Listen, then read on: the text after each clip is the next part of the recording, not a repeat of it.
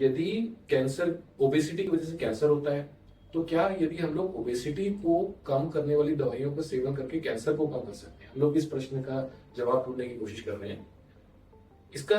उत्तर जो है मैं इस प्रकार से देना चाहूंगा कि हम लोगों ने ये समझ लिया कि ओबेसिटी की वजह से कैंसर होता है। अब यदि हम लोग ये बात करें कि ओबेसिटी को कम करने के लिए हम लोग क्या क्या चीजों का इस्तेमाल कर सकते हैं या क्या प्रणालियों का इस्तेमाल कर सकते हैं, आज की तारीख में जो सबसे ज्यादा मेडिसिन, सबसे ज्यादा मॉलिक्यूल्स मोटापे को कम करने के लिए यूज हो रहे हैं, चाहे वो ओजेम्पिक हो चाहे मोunjaro हो, यह दवाइयां जो हैं आज की तारीख में पानी की तरह मार्केट की जा रही हैं बाजार में, और जिसको यूज करने से ये क्लेम किया जाता है इंस्टेंट वेट लॉस। अगर किसी व्यक्ति को 120 किलो से 80 किलो पर आना है इंस्टेंटली, तो उसके लिए ये वंडर दवाइयों के रूप में प्रोजेक्ट की जाती है। उसके अंदर कोई, मैं उसकी एफिकेसी को लेकर के इस वक्त डिबेट नहीं करना चाहता हूँ, बट हमारा प्रश्न अभी यह है कि ओबेसिटी को कम करने के लिए जो दवाइयां यूज होती हैं, जिसे हम लोग मेडिकल भाषा में GLP-1 इनहिबिटर्स कहते हैं, वो किस तरह से काम करती हैं। जो हमारे शरीर में भूख लगने के लिए हार्मोन्स होते हैं, ग्रेलिन हार्मोन्स जिसे हम लोग कहते हैं, वो जब ब्रेन के अंदर मैसेज पहुंचाते हैं कि अभी मुझे भूख लगी है, पेट के थ्रू हार्मोन्स रिलीज होते हैं, जिससे ये मैसेज ब्रेन के पास जाता है कि इस व्यक्ति को मुझे भूख लगी है। उस हार्मोन्स के रिलीज को कम करना या बंद करने का काम ये दवाइयां करती है। यदि ब्रेन के पास मैसेज ही नहीं जाएगा कि मुझे भूख लगी है, तो वह व्यक्ति खाने का सेवन नहीं करेगा, उसको पेट भरा हुआ महसूस होगा। तो इस तरह से ये जो दवाइयां हैं वो वजन को कम करने में मदद करती हैं, और ये कारगर दवाइयां हैं, उसको लेकर के हमारे मन के अंदर कोई शंका नहीं है। जो एंडोक्राइनोलॉजिस्ट मित्र हमारे यूज करते हैं, यह दवाइयों को यूज करके वजन को कम किया जा सकता है। प्रश्न है दूसरा कि यदि वजन कम हो सकता है तो क्या कैंसर से रिलेटेड, जो ओबेसिटी से रिलेटेड कैंसर्स हैं, उसकी संभावना को भी कम कर सकते हैं या नहीं कर सकते?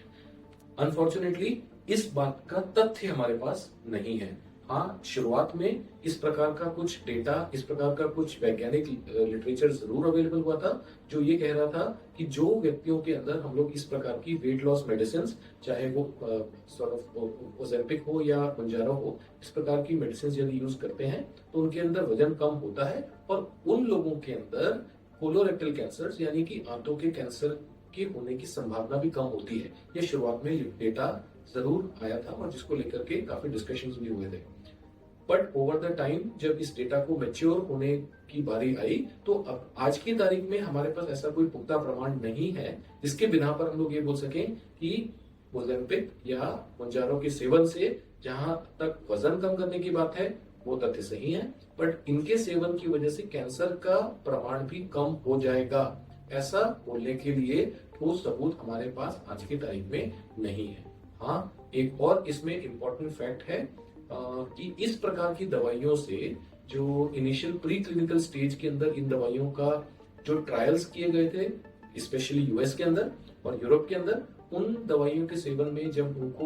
उन्होंने रोडेंट्स पर यानी कि चूहों पर यह दवाई ट्राई की थी, उस दौरान एक ब्लैक बॉक्स वार्निंग निकल के आई थी कि जिन चूहों के अंदर ये दवाई का सेवन किया गया उनके अंदर थायराइड के ट्यूमर्स होने की संभावना ज्यादा थी, उनके अंदर थायराइड ट्यूमर्स होने की संभावना ज्यादा थी। इसको जो एक दवाइयां बना रही हैं उनको एक वार्निंग भी इशू करनी पड़ी कि जिन व्यक्तियों को थायराइड ट्यूमर्स होने की फैमिली हिस्ट्री हो या फिर जिनको इस प्रकार के ट्यूमर्स होने की संभावना हो, को सावधानी के साथ ग्रहण करें, जिसे ब्लैक बॉक्स वार्निंग हम लोग मेडिकल भाषा में कहते हैं। तो यदि हम लोग संक्षिप्त रूप में समझना चाहें, इनिशियल जो डेटा था वह इस बात को सपोर्ट करता है कि इन दवाइयों की सेवन से हो सकता है कोलोरेक्टल कैंसर्स यानी कि आंतों के कैंसर होने की संभावना थोड़ी कम हो,